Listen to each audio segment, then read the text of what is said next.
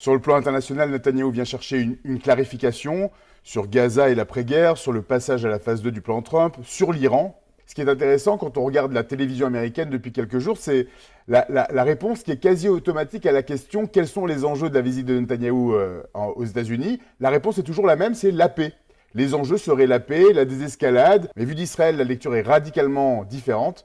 Comment Israël va pouvoir refrapper l'Iran, comment il va pouvoir réinstaller une dissuasion crédible et comment il va pouvoir se sentir à nouveau en sécurité. Cette rencontre sert donc quelque part à savoir jusqu'où l'Alliance tient dans un monde qui a vraiment basculé. Est-ce que cette fois-ci, comme en juin dernier, les États-Unis vont y aller aussi aux côtés d'Israël ou pas?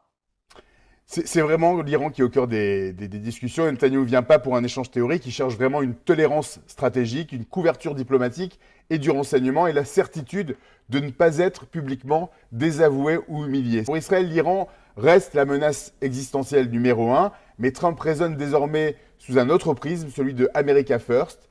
On sait malheureusement que la popularité d'Israël aux États-Unis a largement baissé. Est-ce que ça pourrait à un moment faire réfléchir Donald Trump à soutenir moins Israël qu'il ne le fait aujourd'hui? Je pense qu'on est vraiment dans un moment de bascule, de soutien entre les États-Unis et Israël. Vous avez raison, les chiffres sont clairs.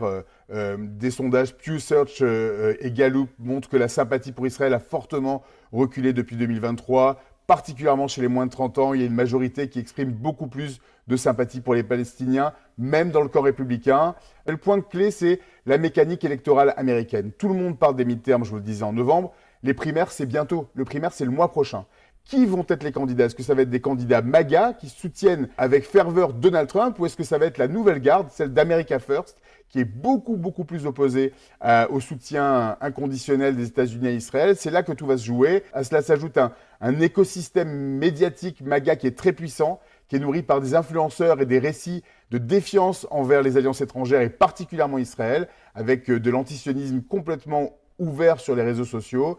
Donc c'est risqué de faire perdre sa propre candidat aux primaires républicaines que de soutenir Israël. Et c'est là que tout se joue. Trump soutient Israël, oui, mais pas avec un chèque en blanc. Parce qu'aujourd'hui, America First signifie, pour une partie de sa base, pas de guerre, même pour un allié.